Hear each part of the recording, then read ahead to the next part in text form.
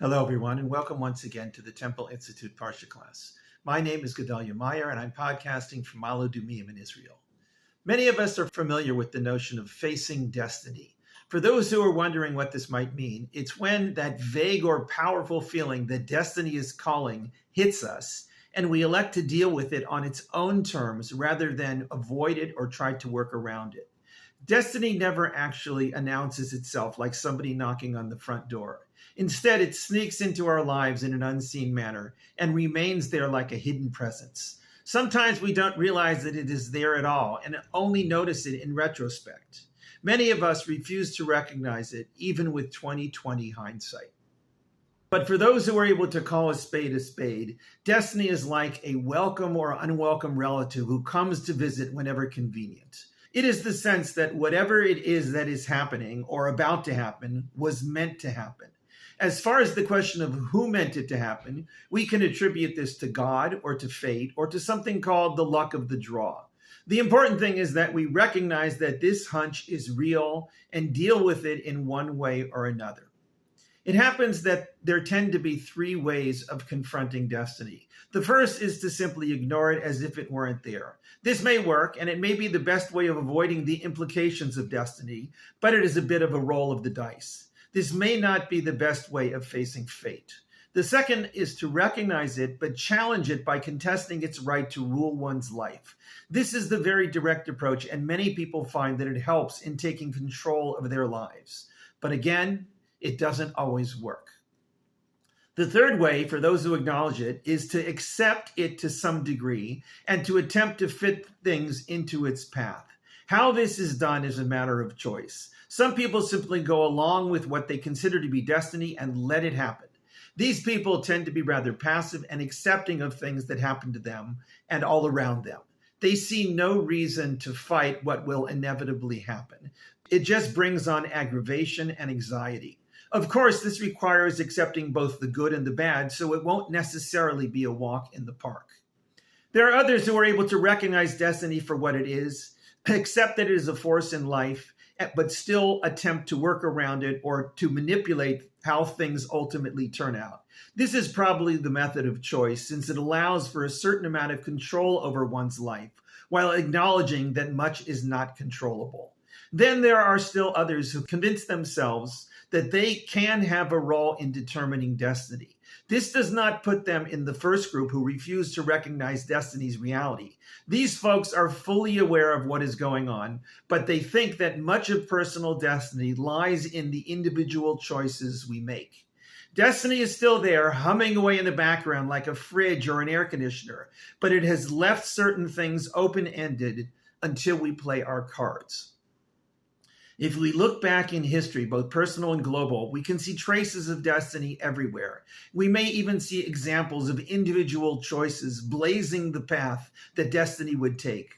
Sometimes we may understand that those choices fought against destiny and produced a result unlike those that were written in the stars. At others, we may see that it was all pointless and that there was nothing to be done about the inevitable. Facing destiny is something that human beings have been doing since they first understood that what happens matters and that there may be some ultimate point to it all. It is for this reason that destiny-changing books like the Bible deal with this issue and allude to its significance. This week's Parsha is called Toldot, a very biblical word which means chronicles or history. The reason for this title is that this parsha, more than any other, tells the story of Isaac, the son of Abraham. Isaac, for whatever reason, was destined to always be in the shadow of his illustrious father and always to be seen as a precursor to his path-blazing son, Jacob. He is easy to miss in the Torah, even though he is universally recognized in Judaism as one of the three patriarchs. He really only has one parsha that centers around him, and this is it. He was born 2 parshas ago and even played a passive role in the famous Akedah when he was nearly killed by his father as an offering to God. In last week's parsha, a wife was found for him, the destiny setter Rivkah. But Isaac played almost no active role in that entire parsha. So it is not until this parsha that we see who he really is. It happens that after this parsha, the focus is almost entirely on Jacob and his family. For better or worse, This is Isaac's Parsha. The initial event of the Parsha is Isaac and Rebekah confronting the problem of Rebekah's barrenness. Isaac attempts to turn over this fate of his wife and succeeds. Rebekah conceives twins and they struggle within her, causing her great anguish. She even voices the question of, why is this happening to me? And goes off to seek answers from Hashem. Hashem, in some manner, not clarified in the Torah, tells her that she is indeed carrying twins and that their fate is to be the founders of two nations. Not only that, but these two nations will be destined to contest with one another, and the older shall serve the younger. When the babies are born, the first out is a redhead whom they named Esau. The second, Jacob, emerges grasping the heel of his brother.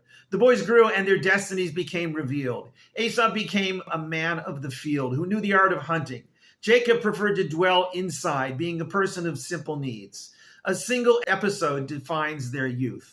When Esau came in from one of his hunting expeditions, he was famished. Jacob was cooking a stew, and Esau demanded to be fed some of it.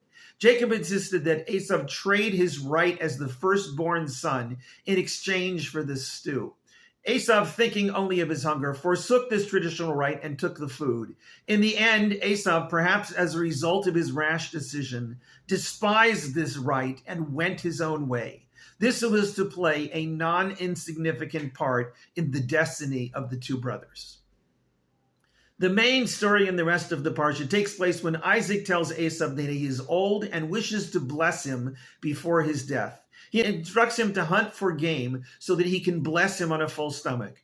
Rebekah, sensing that a moment of destiny has arrived, tells Jacob what is about to happen and insists that he bring her food to present to Isaac so that he and not Esau will receive this blessing. Jacob brings up the obvious problem with this scheme, namely that Isaac will see through the ruse and curse him rather than bless him. Rebekah reassures him that the curse will be upon her and that he should just do as he was told. In the end, Jacob brings the food to Isaac and tells him that he is Esau, waiting to receive the blessing from his father. This deliberate deception was a necessary evil of this unlikely plan, but it would forever weigh on Jacob's mind. Isaac blesses Jacob with the blessing of the firstborn, so his destiny was, to some degree, forged in a certain path. When Esau finds out what had happened, he breaks out in uncharacteristic weeping, complaining that his brother had now tricked him twice. He tells Isaac that Jacob had already taken the right of the firstborn, and now he had taken the principal blessing. Isaac, perhaps sensing that this was the way things were meant to be, blesses Esau with a secondary blessing, one that solidified Esau's subservient fate to that of Jacob. He would be secondary to him, but would have the opportunity to throw off this yoke when the circumstances arose. The everlasting enmity that Esau bore Jacob stemmed from this incident, and to a great degree, their fates were sealed. Let's take a closer look at Rebekah and the role she played in giving birth to Jacob and Esau. She was barren at first, apparently a biological fact. Isaac interceded on her behalf and she conceived, but the pregnancy was difficult and she seemed to wonder if it was all worth it, going as far as to ask, why is this happening to me? When she seeks prophetic advice from Hashem, she is told that mysterious answer that she is carrying the founders of two nations who are destined to be at odds with one another. She was even told that the older one would serve the younger. If this isn't destiny in spades, it is hard to know what is. The amazing thing about the way this story is told is that we don't get the slightest indication that Rebekah was perturbed in any way by this prophetic statement. In fact, the Torah doesn't tell us any reaction whatsoever on her part. She seems to have accepted it and went on to give birth. Of course, we should realize that there really was nothing else for her to do. It doesn't seem as though terminating the pregnancy was an option. So all she could do was go on with the inevitable. She gave birth, and right from the beginning, the destinies of the two boys seemed to be unfolding. Esau was first, but Jacob was literally right on his heel. They go their own paths based on perhaps genetic propensities. That bizarre story with the birthright sets things in motion for what was going to be a grand fulfillment of that early prophecy. When the moment of truth arrives with that blessing, Rebekah finally takes matters into her own hands. She prepares the food and even dresses Jacob so that his blind father will not be able to tell that he is not Esau. Her key statement to him when he asks whether Isaac will curse him instead of blessing him when he finds out what was really going on is the simple response of, quote, "Your curse will be on me, my son." What does that mean? Jacob would be the one who ran the risk of being cursed, not Rebekah. So how did this reassure Jacob that everything would work out? Perhaps the answer to this question is that Rebekah knew from that pre-birth prophecy how things were destined to turn out. She knew that there was no risk in this risky plan, but she also knew that she would have to deal with the fallout when Isaac finally understood what she was up to. It would hit him like a bolt out of the blue, that his beloved elder son was never meant to receive his blessing, and nor was he worthy of being the firstborn. He had been living a lie the entire time, and Rebekah was well aware of it. If any curse happened, it would be on her. But what she did was face destiny right in the eye. She accepted it and chose to work with it on her own terms. She would let things play out how they will, knowing the entire time that much of this was out of her hands. But when it came time to assert her role in things, she acted forcefully and without hesitation. She allowed destiny to happen, but she realized that it would only play out the way it was supposed to if she manipulated things behind the scenes. Sometimes this is what we have to do. Destiny is tricky. It is as relentless as erosion wearing away on a mountain, but it is as flexible as water when we choose to set our own course through its currents. We may be helpless to fight it, but it may be looking for our input to bring it to fruition. How we choose to deal with destiny is one of the great manifestations of free will. But regardless, we have to face the consequences of the fate we choose. Shabbat Shalom.